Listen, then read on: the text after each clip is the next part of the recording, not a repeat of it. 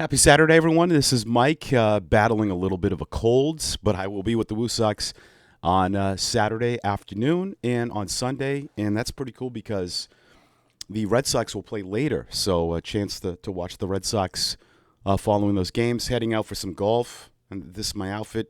I did sideline reporting for UMass football, and I'll be doing that once this year. I can't wait to do that, so got the UMass, got to represent. It's a little cold here in the East Coast. Make sure to subscribe to my channel. We're over 4,800 subs. Thank you.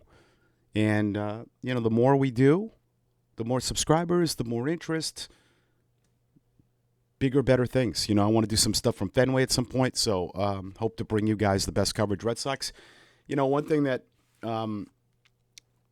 is a small thing that Alex Cora talked about. Someone brought up their record when they strike out 10 or less times.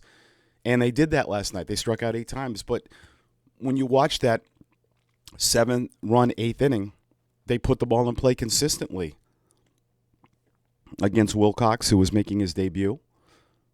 Duran hit that home run about Clevenger.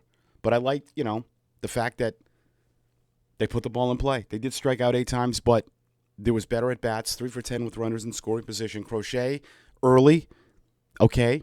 Gave up a couple home runs, still gave you 6, still struck out 9 into 17-5. You got down in this game a couple times, you came back. It's been a real good trade to this team.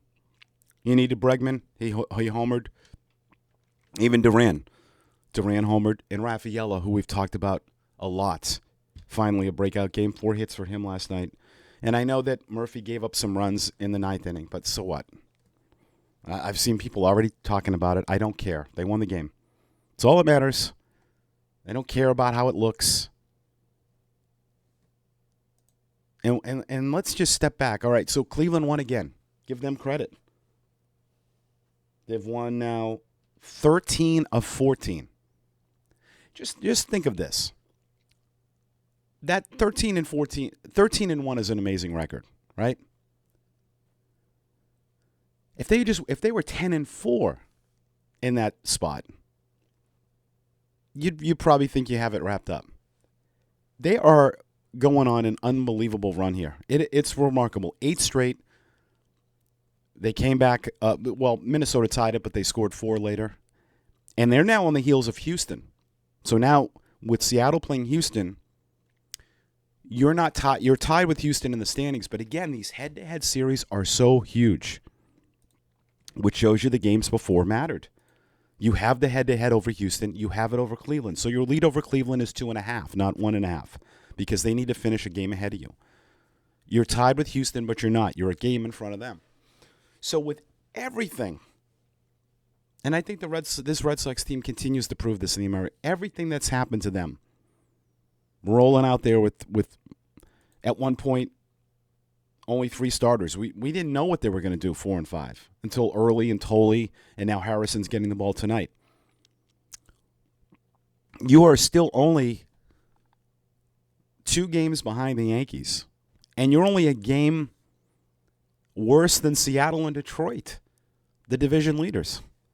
So with everything that's gone on, you are still one of the better teams in the American League, and if you win tonight, you're over 500 on the road. They've won 11 of their last 15 on the road.